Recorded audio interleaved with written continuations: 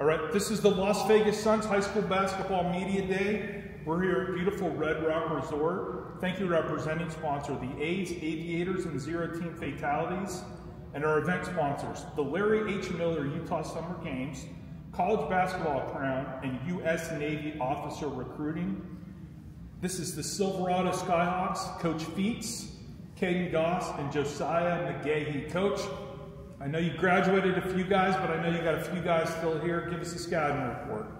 So again, coming in this season, we're bringing a bunch of kids up from the junior varsity from last year. Of course, we got Caden Goss returning. He's going to be our blockbuster guy. He's following in the footsteps of guys like CJ and other guys, Carlos Bradley, and Josiah McGahee. He's a second-year returner for the varsity squad, as well as we've got Jacob over there on the sidelines, but Jacob was a transfer last year. We got him from Sierra Vista, so he had the 180-day sit. We're looking at kids like Landon Huyman, he's a varsity returner. We got Jatavian Ross, DeLon Ross.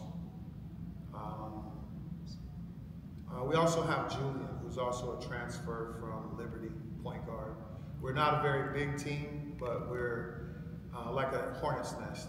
So we're going to be swarming on defense and staying in transition, giving a lot of players an opportunity to get out on the court. Type of pace that we're going to play at, we're going to need to use a lot of bodies. So you're going to see a lot of names in the column, that column. So last year, you guys were the talk of the city, 8-1 upset in the playoffs. Obviously reaffirms everything you're trying to build over there. How do you use a night like that to kind of keep some momentum going into this season? Well, you know, a lot of the guys, even if they weren't on the varsity team or a returner, they've seen it. We've got kids that came in and they've been talking about, hey, we saw what you guys pulled off the upset against Coronado. And we tell them again, that's what we're about. We're not the big giant on the block. We're David, so to speak. We don't mind swinging our slingshot, taking our shot at the big guys. That being said, it affords kids an opportunity to come in and give them an opportunity to show who they are. Yeah. Caden, tell us about the team. What are some of your strengths, the team's strengths? What are some of the team's weaknesses? Weaknesses, really just size. We're not the biggest team, but strengths is just total opposite of that. We're just swarming everyone, able to get out in transition fast, trap kids. Even down low, we got kids that can come double really fast, so the bigs can't just make layups. Just kind of everything do that a small team does well. Like, we are all well put together. We move the ball, we cut well. So as long as we keep moving, bigger teams can't really keep up with us.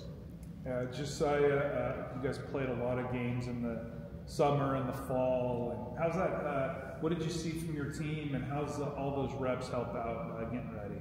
Well, all those reps, it all helps for the season. It's building chemistry with this team. You know, like you said, we have a lot of graduates and like people moving up from JV. So us getting those reps in and gelling well together and getting that team chemistry, it really helps for the season. Yeah, Coach, new league, new challenges this year. Yes. How do you get ready for some teams you might not have played in a while? Well, we tried to get into the fall ball. We tried to see as many teams as we could, whether we played them or just watched them in the gym. Playing in Border League, you know, we didn't play any local teams. We played teams from out of town, which I told the guys, you know, it's important that we do that, because when we can set the table against teams from out of town that we haven't seen before, it makes it easier for us when we encounter new league opponents. And we have a brand new league that's coming down into the 4A again. But again, we look to keep that momentum that we built up even the first year being in the 4A. A lot of the teams that we played that year were kind of new to me as a coach.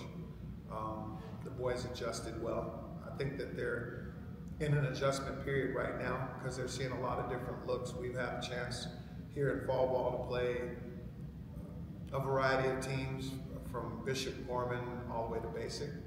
So it allows them to kind of get their balance, you know, be prepared for whoever's in front of you. And for me, with the boys, it's more about our style of play versus anybody else's style of play. When we're good at what we do, we don't have to worry about about other people and what they do. Yeah, Caden, who takes the last shot for you guys? Tie game at the buzzer. Is it you? You've been there the longest? Yeah, I'm taking the last shot. Is that right? Is he taking the last shot? He's taking a shot. I'm passing. Okay. Is that... They're accurate. All right, we don't need to call timeout. We just run the play then. Yes. All right. They know to play through. I mean, and literally, that's one of the things that we've literally done here in the past few weeks is we've been in some close game situations, and my assistant coach is like, "We want the timeout right now." And I looked at Kate and I said, "No, finish it. Go finish it." And Josiah's like, "Okay, let's go."